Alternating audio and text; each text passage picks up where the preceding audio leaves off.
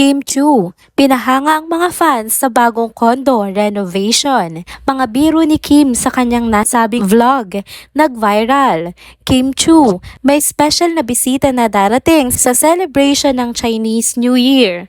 Paulo, pinagpantasyahan na naman. Kim, napareact. Tara, kwentuhan muli tayo.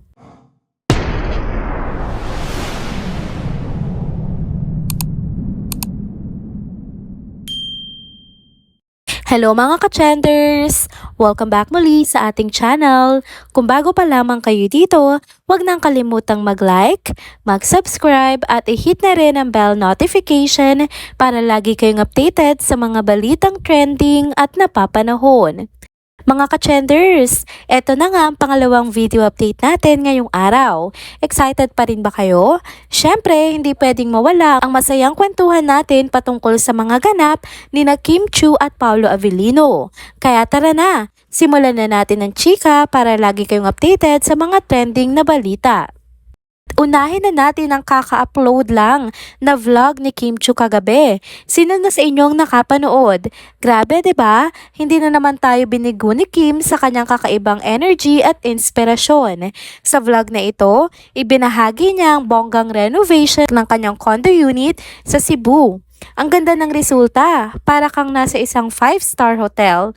Halatang pinag-isipan talaga ang bawat sulok mula sa mga furniture hanggang sa mga dekorasyon.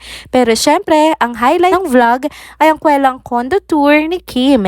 Alam niyo naman si Kim, napaka-animated magkwento, 'di ba? Habang nasa master's bedroom nga siya, aba may pakani na biro si Kim. Ang daming naaliw sa biro niyang iyon. Tapos nang nasa kwarto naman siya na may double bed, bigla niyang nabanggit ang tungkol sa pagkakaroon ng anak na kambal. Ang daming ngang natuwa dahil nakikita nila kung gaano nga kagusto ni Kim na magkaroon ng sariling pamilya someday. Ang sweet 'di ba? Talagang damang-dama mo yung pangarap niya na maging hands-on mommy someday.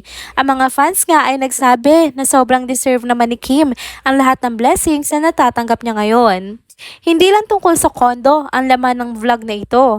Ipinakita rin dito kung gaano nga ka-hardworking at professional si Kim. Imagine, natapos ang condo tour nila ng team niya mga alas 3 or alas 4 ng madaling araw. Pero kinabukasan by 7 a.m., nasa Sinulog Festival na agad siya para sa bread endorsement niya. Grabe, walang pagod si Kim. Hindi mo siya makikitang antok o pagod. Parang laging puno ng energy ang tank niya. Kaya naman, believe na believe ang lahat sa kanyang work ethic. Isa pa sa mga tumatak nga sa vlog ay ang pagiging mapagpasalamat ni Kim. Ibinahagi niya kung paano nga siya nagsimula sa hirap na wala silang permanenteng tirahan noon. Ngayon, nakapundar na nga siya ng maganda at magarbong tahanan, hindi lang para sa sarili niya, kundi pati para sa pamilya niya. Isa pa sa nakaka-touch na moment nga ay noong kasama niya ang ate Lakham niya. Niyakap nga niya ng mahigpit ang kanyang ate at kitang-kita sa kanilang dalawa ang pasasalamat sa lahat ng biyayang natatanggap nila. Ang vlog nga na ito ay hindi lang nakakaaliw pero sobrang inspiring din. Isa na namang patunay na si Kim Chu ay hindi lang isang artista, kundi isang tunay na inspirasyon sa nakakarami. Kaya kung hindi nyo pa napapanood ang vlog na ito, naku, ano pang hinihintay nyo? Tiyak na worth it ang bawat minuto. Kaya mga ka-trenders, i-share nyo naman ang mga thoughts nyo sa vlog ni Kim sa comment section.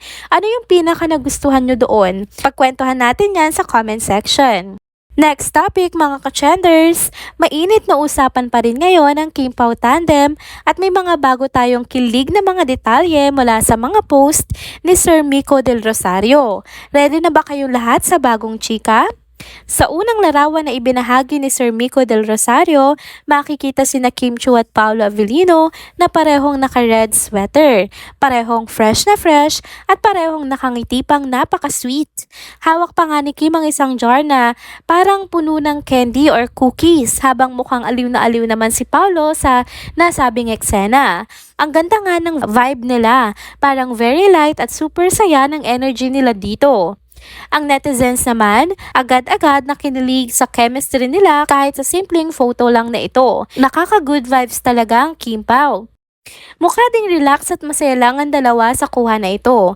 Sa simpleng tingin na natawanan nila, ramdam mo yung pagiging komportable nila sa isa't isa. Kung ano man ang nangyayari sa likod ng mga eksenang ito, masasabi talagang ang lakas ng spark at chemistry nilang dalawa. Isa pang pinag-usapan ay ang larawan kung saan makikita nga sina Kim at Paolo sa isang napakagandang tulay. Kuha nga ito mula sa isa sa mga eksena ng kanilang upcoming movie na My Love Will Make You Disappear. Nilagyan pa nga ito ni Sir Miko ng caption na Diyos ko, na parang nagbibigay na agad ng clue sa kung anong eksena ang pinapakita dito. Nagulat nga din ang mga netizens. Ang iba, hula agad na may romantic o baka kissing scene daw ang dalawa sa eksenang ito. Ang tulay pa lang, sobrang cinematic na, kaya panigurado magiging iconic ito sa pelikula nila. Kung teaser pa nga lang ay ganito na kaganda, paano pa kaya yung buong movie, di ba? Kaya lalo pa itong nagpa-excite sa mga Kim Pao fans, lalo na mukhang isa ito sa mga magiging highlight ng nasabing pelikula. Eto pa mga ka-chenders, kaninang umaga sa It's Showtime, hindi pinalampas sa mga co-host ni Kim na biruin siya tungkol sa espesyal na bisita raw niya para sa Chinese New Year. Sabi ni Kim, wala raw siyang ibang bisita kundi ang mga dragon na nagda-drums. Pero eto na nga, ang mga witty netizens natin, ikinonekta agad ito kay Paolo Abilino na pinanganak nga under the year of the dragon.